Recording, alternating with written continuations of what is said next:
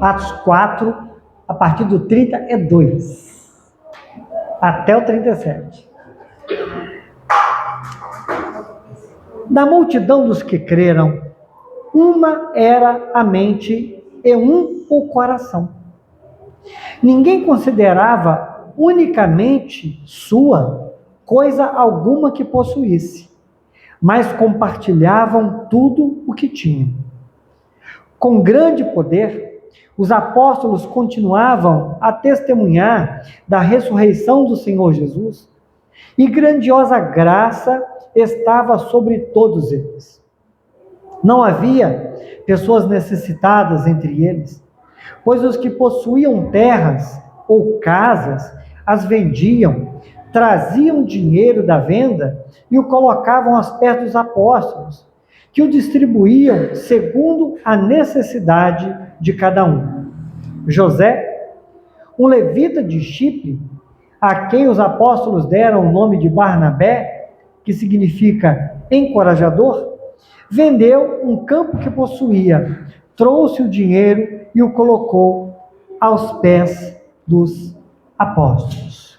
Bendito seja o nome do Senhor. Vamos orar, queridos. Pai, rogamos a Ti que o Senhor tome o nosso coração, para que possamos compreender, ó Pai, a grandeza e a riqueza da palavra do Senhor, em nome de Jesus.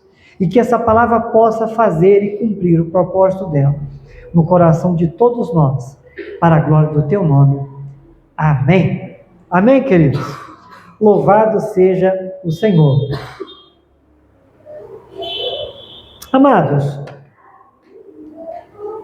nós vimos anteriormente o que tinha acontecido. A cura de um paralítico. E a cura desse paralítico, ela se tornou um grande problema para Pedro e João. As autoridades ficaram tão incomodadas com esses dois irmãos, por causa daquele acontecimento que foi uma bênção tão grande para a vida daquele homem, que era um paralítico de nascença. Aquilo foi um problema para aquelas autoridades, que acharam por bem prender Pedro e João. Por quê? Porque Deus usou a vida deles para curar a vida de um paralítico. O cenário, irmãos, era o melhor possível. Jesus já havia ressuscitado. Veja, ele cumpriu a promessa e o Consolador, o Espírito Santo, foi derramado. Aquelas pessoas estavam cheias do Espírito Santo. A igreja estava crescendo. A essa altura aqui, meus irmãos, nos relata o texto que a igreja já contava com quase 5.000 pessoas. Imagine isso. E a manifestação de Deus entre eles era inegável. Todos estavam vendo que Deus estava presente entre aquelas pessoas. Agora veja, eles estavam tão dispostos e convictos acerca da fé e do propósito de vida, que o texto dá testemunho disso. Observa, não era uma moda ser cristão naquele tempo. Ser cristão ali era se expor a muito risco. E eles estavam seguindo a Cristo com convicção.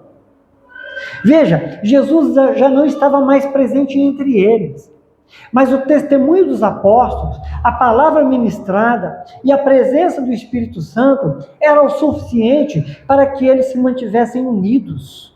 Eles estavam sustentados ali pela graça de Deus. Então veja, não era um agrupamento onde tinha entretenimento e coisas desse tipo. Era uma vida de entrega. Eles haviam de verdade entregado suas vidas em confiança ao Senhor, confiando na palavra de Deus. E a gente observa aqui uma coisa surpreendente. É que a essa altura, de uma igreja ainda tão nova, tão recente, a gente observa que havia uma maturidade espiritual na vida daqueles irmãos. Claro que era o começo de uma caminhada, mas aqui a gente já vê sinais de maturidade. Por quê, irmãos? Primeiro, pelo modo com que eles pregavam. A igreja era nova. Os apóstolos estavam ali agora sem a presença de Jesus, mas a pregação acontecia com autoridade.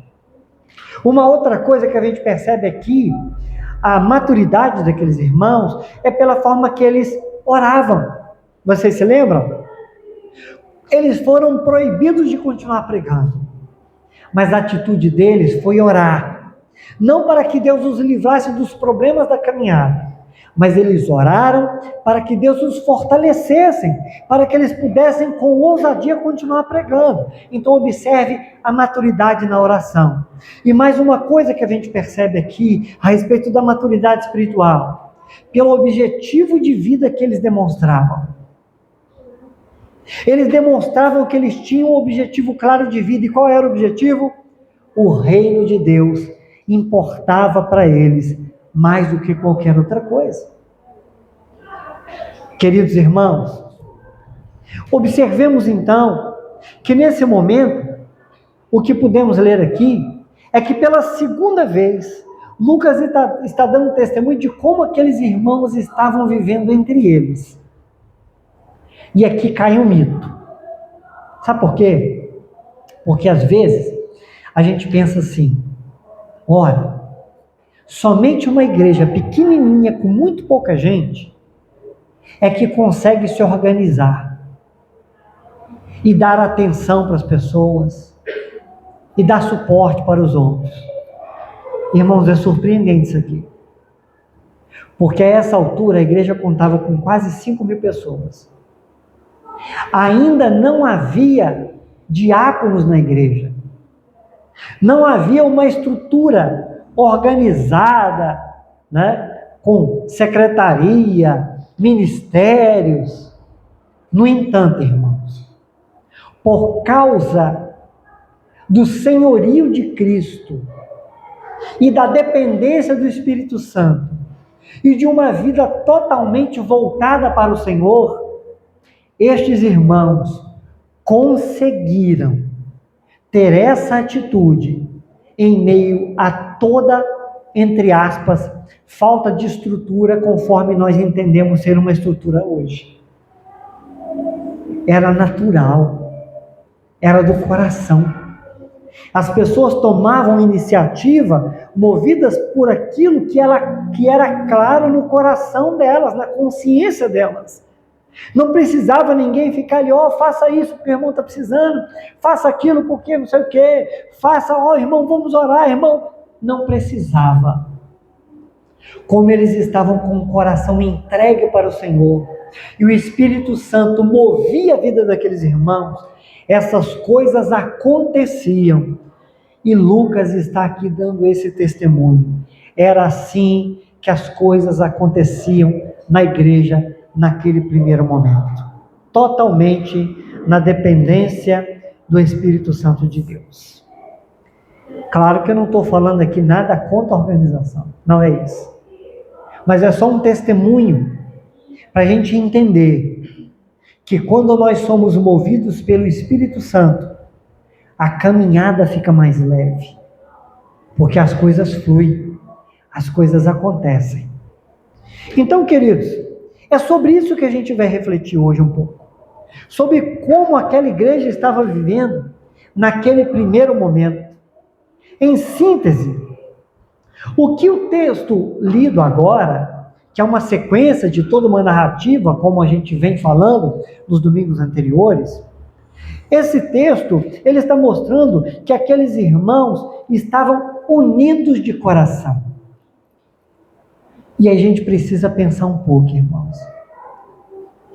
Por que nós temos dificuldade em todos os níveis de relacionamento de ser unidos de mente e de coração? O que acontece com a gente? Por que a gente se deixa levar por certas coisas que rompem relacionamentos? Por que a gente faz isso? Lucas está falando que esses irmãos, mesmo naquele início e sem ainda muita orientação, porque as cartas bíblicas que a gente tem hoje, cartas de Paulo, cartas de Tiago, cartas para Timóteo, cartas para Éfeso, Colossenses, Romanos, não existia nada disso ainda. Mas esses irmãos, eles conseguiam testemunhar da fé e ter cuidado uns com os outros. Uma outra coisa que a gente vê aqui é que esses irmãos, eles não estavam apegados às coisas, mas à missão. Irmãos, palavras como essa aqui na Bíblia, elas têm um objetivo muito claro. E eu já quero adiantar para você que o objetivo dessa palavra não é a gente ficar assim, nossa, como a gente está longe disso. O objetivo dessa palavra é mostrar para nós que esse Espírito que habita em nós, Ele quer fazer isso conosco hoje. E é Ele que faz. E que a gente precisa se abrir mais para Deus. Negar mais a nós mesmos. Para que isso aconteça. Para que isso flua. Para que isso seja uma realidade em nós. E cada vez maior. Veremos então ensinamentos que devem impactar a nossa forma de viver a fé em comunidade. Meu irmão, eu quero te dar uma notícia. Você pode ser muito bonzinho, você pode ser muito bem intencionado, mas Deus quer tornar cada um de nós cristãos melhores. Deus quer fazer isso conosco. E às vezes o que é difícil, e quando eu olho para mim, eu vejo as dificuldades. Como que eu sou uma pessoa difícil. E quando eu olho para um texto como esse, isso me traz esperança. É porque diante de um texto como esse, o que eu redescubro, do que eu sou lembrado, é que esse Espírito de Deus foi derramado. O Consolador. Ele tem como objetivo fazer do Rogério um Rogério melhor a cada dia. Isso me dá esperança. Sabe por quê? É porque eu sei que se eu for contar comigo mesmo, eu não vou conseguir. Porque eu sou de dura serviço.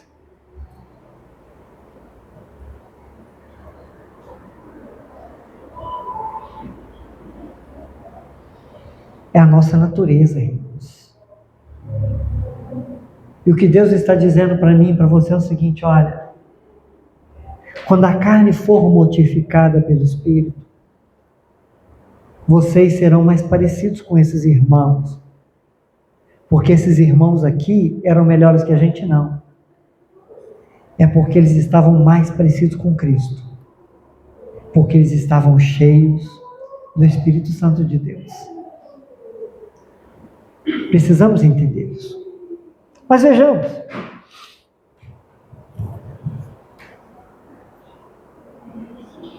Nesse verso, Lucas diz exatamente que da multidão dos que creram, uma era a mente e o coração.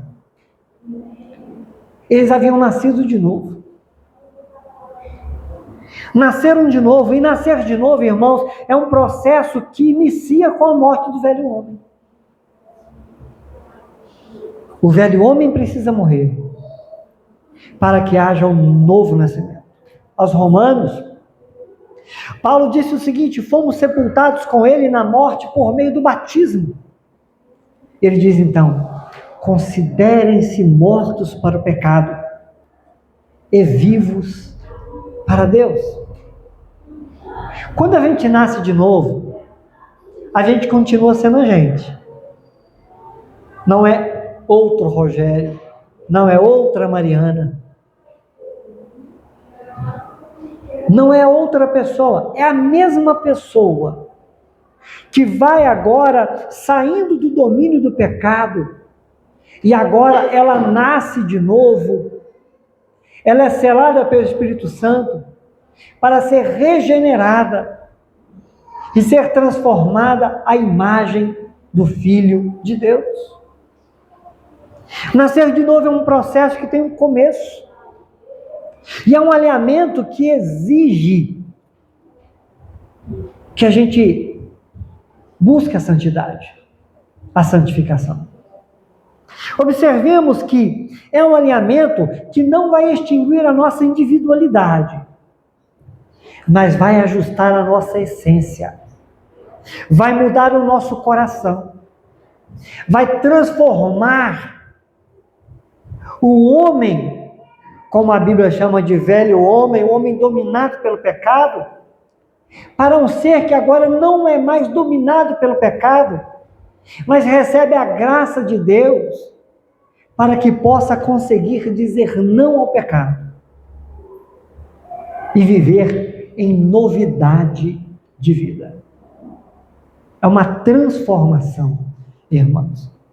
O reino de Deus não é algo mais a ser acrescentado à nossa vida, mas é uma nova vida em Cristo Jesus, o Senhor. Portanto, o que acontece, como nos diz o João no Evangelho, no capítulo 15, versículo 5, irmão, sabe o que acontece? Quando você crê, quando você está em Cristo, você é ligado à videira. Você que era apenas um ramo morto, sem vida e destinado à sequidão, você é ligado na videira. E quando você é ligado na videira, a seiva da videira, ela passa a estar presente em você, que era um ramo perdido, mas agora você tem uma história, você está ligado à videira e tem uma raiz, tem vida. Então nós somos ligados à videira, recebemos vida da videira, toda a riqueza da videira, todo o bem que ela tem em si é comunicado a nós. Isso é ter uma nova vida em Cristo. Então, o nascido de novo é gerado pelo Espírito Santo, recebe a vida daquele que morreu para nos salvar. Então, irmãos, é nesse sentido que eles tinham uma só mente e um só coração. Eles não eram pessoas que eram idênticas nas preferências. Nem todo mundo gostava de azul, nem todo mundo gostava de rosa. Eles tinham diferenças. Eles tinham preferências diferentes. Mas de mente e coração, no sentido de ter uma direção de vida, propósitos de vida, eles eram um. É nesse sentido que nós precisamos ter uma só mente e um só coração. Se nascemos de novo, irmãos, esse processo está em andamento. Milhares de pessoas ali haviam nascido de novo, estavam no processo de santificação. E nós que nascemos de novo estamos nesse mesmo processo. E devemos ter isso em mente. Devemos ter isso em nosso coração. Por quê? Porque essa consciência nos motivará ao comprometimento com o reino de Deus. Precisamos estar comprometidos com o reino de Deus, porque sabemos que uma obra foi começada em nossa vida, e essa obra, irmãos, é uma obra gloriosa, que quer nos transformar, e o propósito é esse, a cada dia, até que sejamos plenamente perfeitos na presença do Senhor. E quando isso vai acontecer? Um dia. Porque o que é corruptível se revestirá da incorruptibilidade. Até o dia de Cristo, essa obra será trabalhada em nós.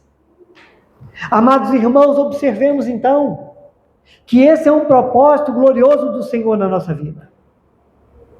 Nós vamos observar então que esse comprometimento, irmãos, que precisamos ter, está relacionado com o cuidado mútuo e com a missão. Considere uma coisa, leia comigo, por favor, a parte B do verso 32. Olha o que diz. Ninguém considerava unicamente sua coisa alguma que possuísse, mas compartilhavam tudo o que tinham. Agora vai no 34 e 35.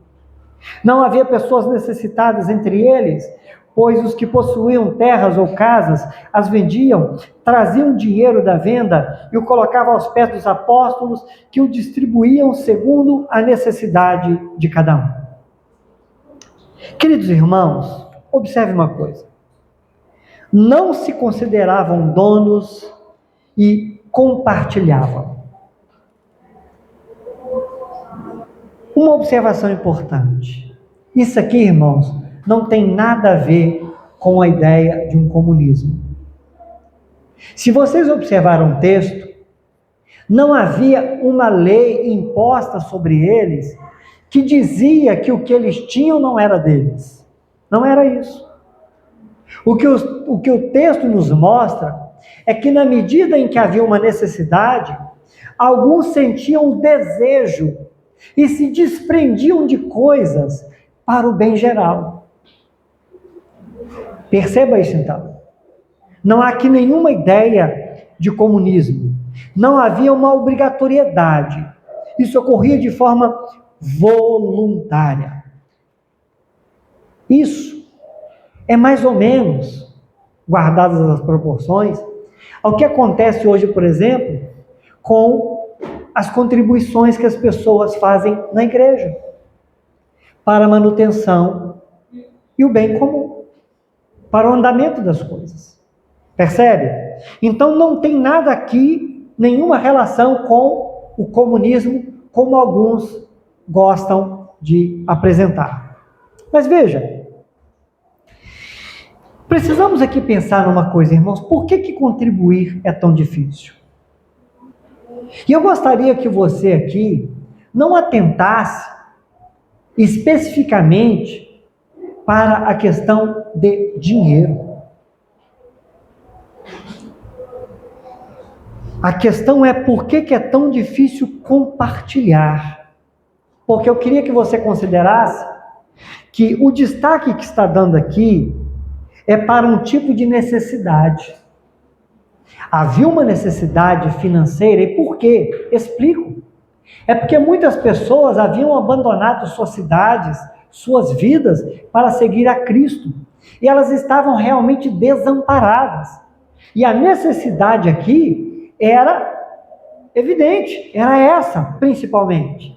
Porque o que faltava para os irmãos naquele momento não era fé, não era Espírito Santo, não era a palavra, o que faltava era sustento.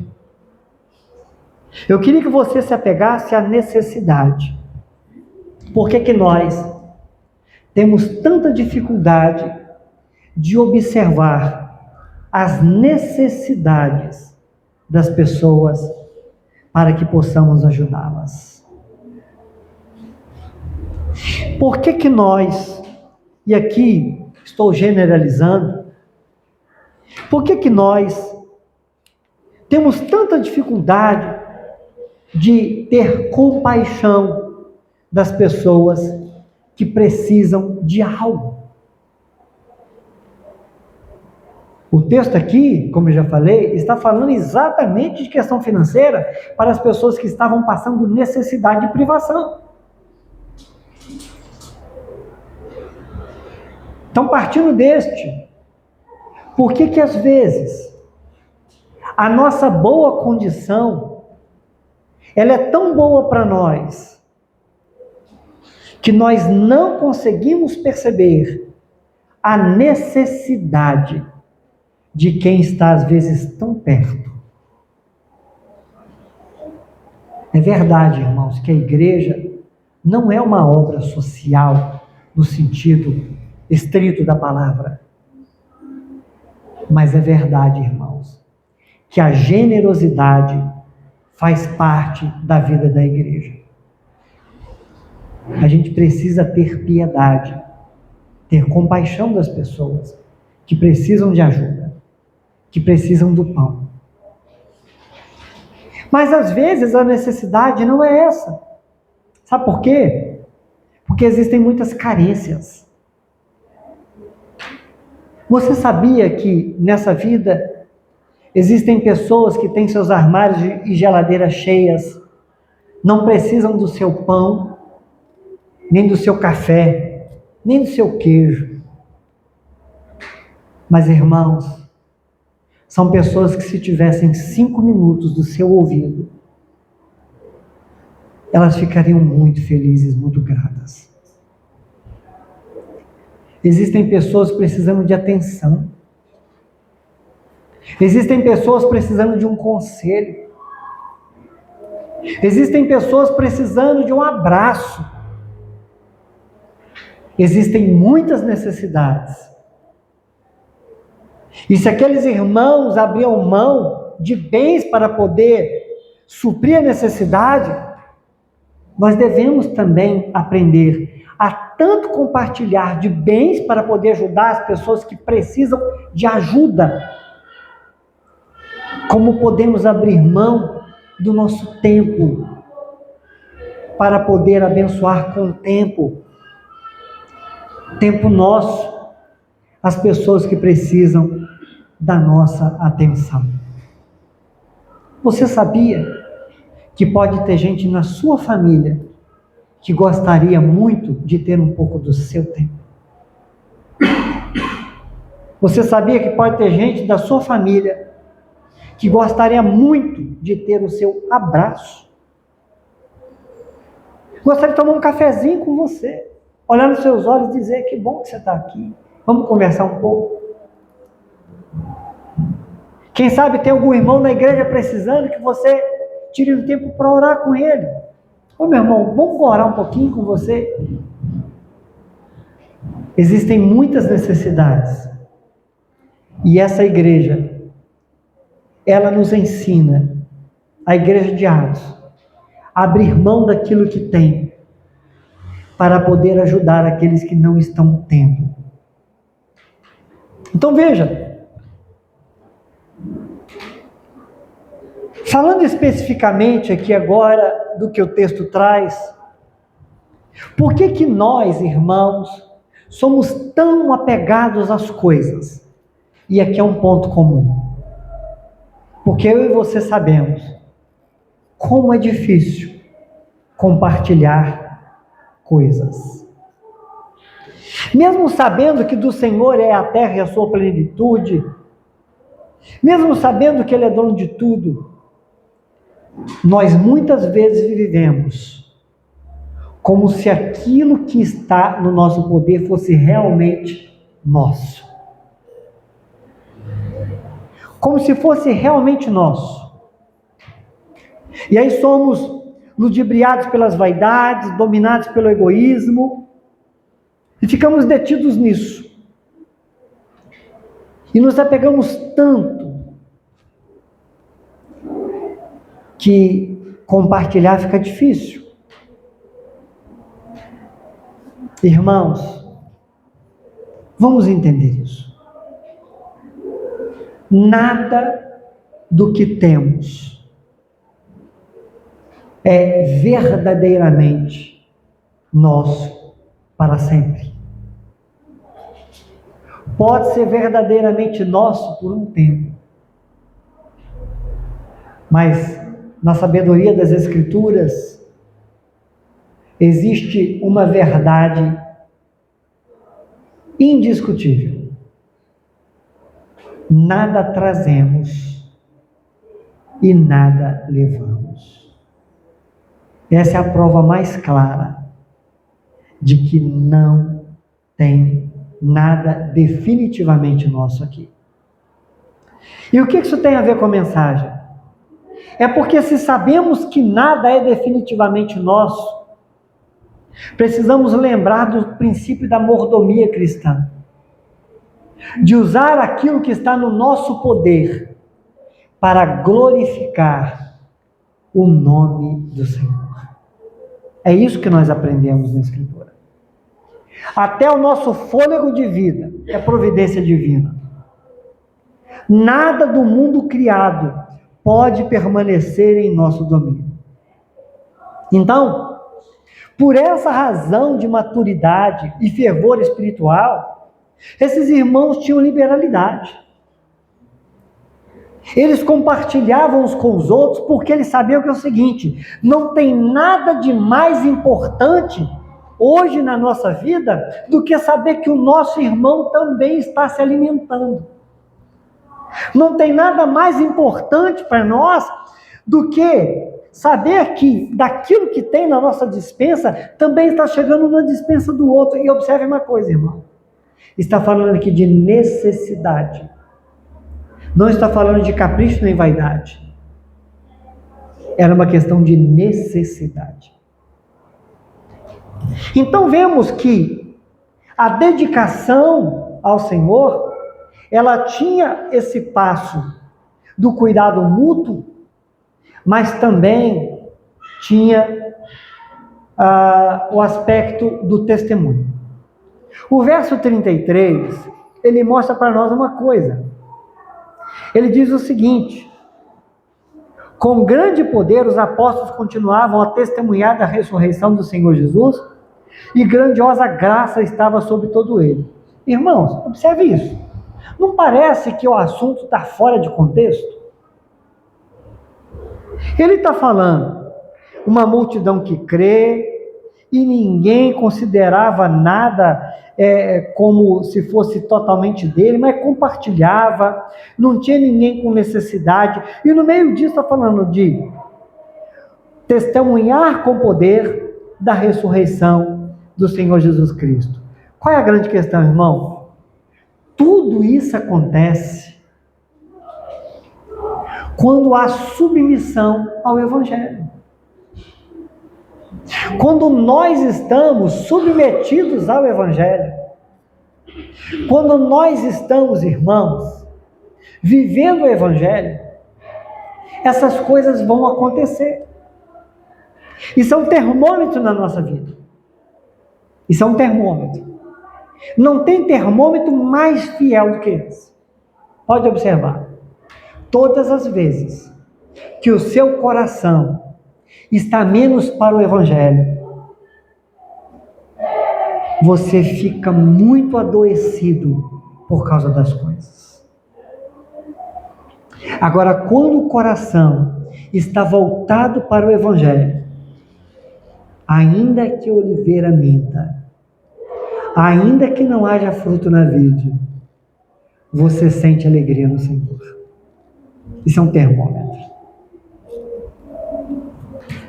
Cheios do Espírito Santo, os apóstolos pregavam a verdade que transformava a vida. A vida deles estava sendo transformada. Então, porque a vida estava sendo transformada, eles viam razão e davam prioridade para as coisas do Senhor, para o reino do Senhor, para as coisas espirituais. A transformação de vidas não se refletia apenas na forma de vestir ou na linguagem, na mudança de linguagem, nem na mudança de lugares para frequentar, mas na forma de ver e de viver a vida. Irmãos, a transformação de vida, ela vai ser refletida não na estética, mas na forma, no gesto, no afeto, no dia a dia. A vida transformada, ela exala o cheiro de Cristo, e isso não depende se você está rico ou se está pobre, se está bem vestido ou mal vestido, se está de carro ou está a pé. A vida transformada exala o perfume de Cristo, sem depender das circunstâncias dessa vida.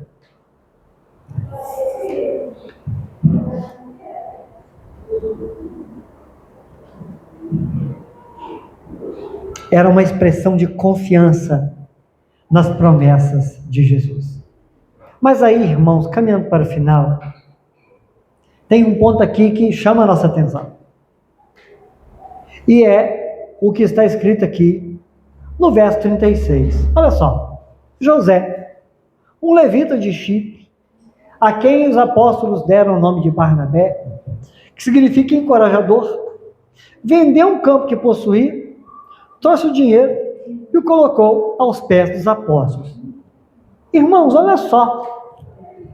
Nessa altura do campeonato, Lucas resolve dizer que um homem chamado José fez uma coisa que ele já disse que todo mundo estava fazendo. Ele não disse lá atrás? As pessoas viam e vendiam, não sei o quê, e de repente agora ele pega e cita o nome de um. Tinha que ser o Zé. Queridos irmãos, o que eu quero chamar sua atenção aqui é para um detalhe muito interessante. O lugar do nós e o lugar do eu na história. Sabe por quê? Porque Paulo, aos Coríntios, ele escreveu uma coisa que tem muito a ver com isso aqui. Ele disse assim, olha, vocês são o corpo de Cristo. E cada um de vocês, individualmente, é membro desse corpo. Observa. Nós, e eu, e tu. Temos aqui o nós e o eu. O corpo inteiro e o indivíduo que constrói esse corpo. Aí, olha só a questão.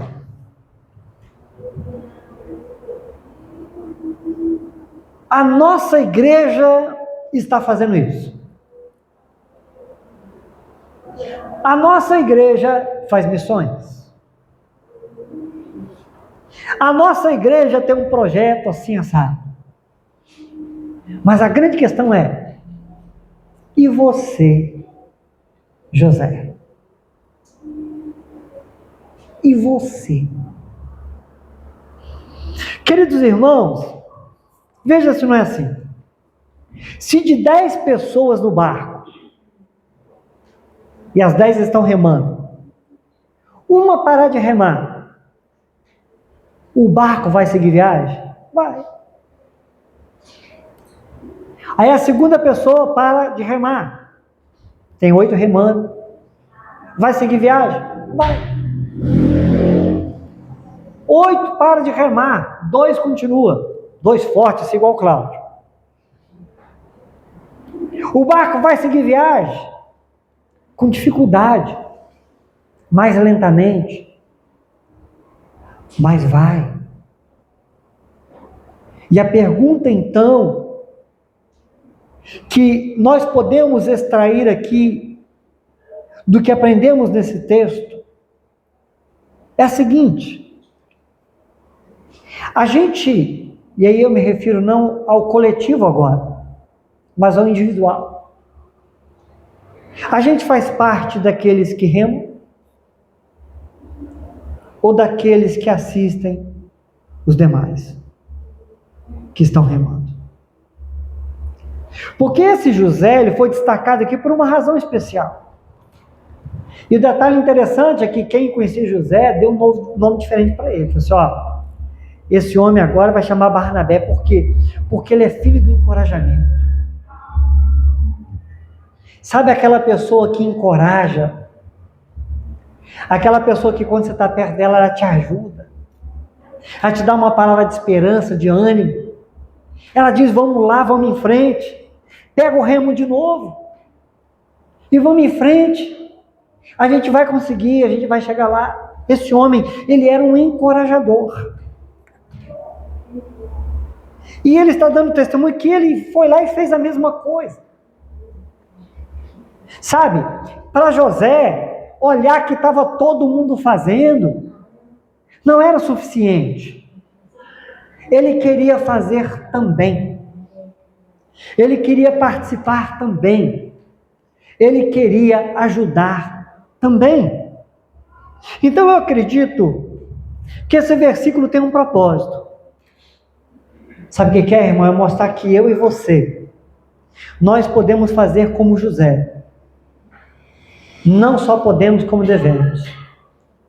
Demonstrar a nossa fé também com as nossas obras. Meu irmão, para o reino de Deus e para a glória de Deus, o que você poderia estar fazendo e não está fazendo? Para a glória de Deus, o que você poderia estar fazendo e não faz? José te convida para que você se junte a ele. E faça também. Porque o corpo, irmãos, é vivo. O corpo é vivo. E todos nós recebemos a graça de participar do desenvolvimento, da construção do reino de Deus para a glória de Deus.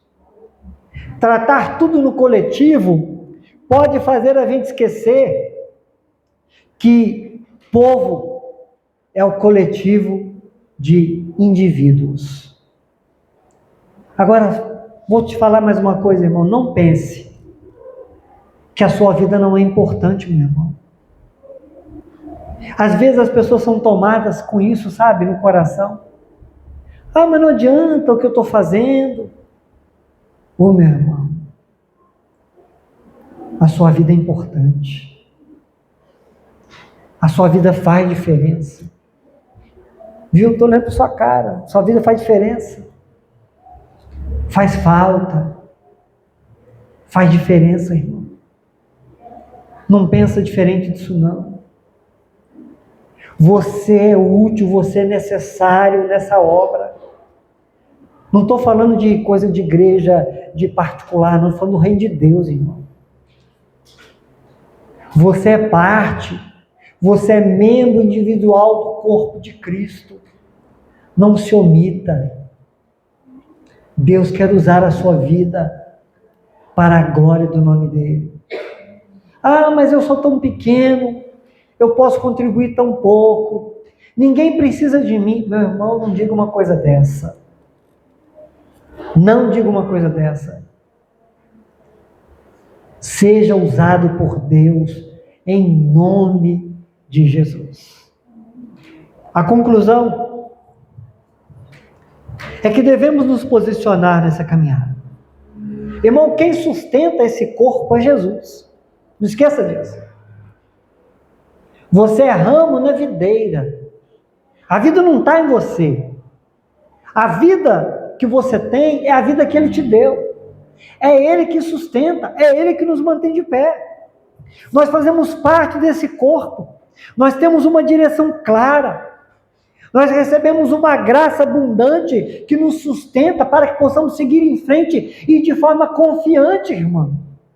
A igreja não é derrotada, a igreja é triunfante.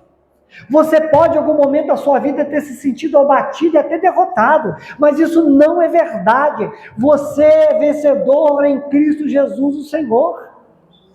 A trajetória pode estar difícil, o momento pode estar conturbado, meu irmão.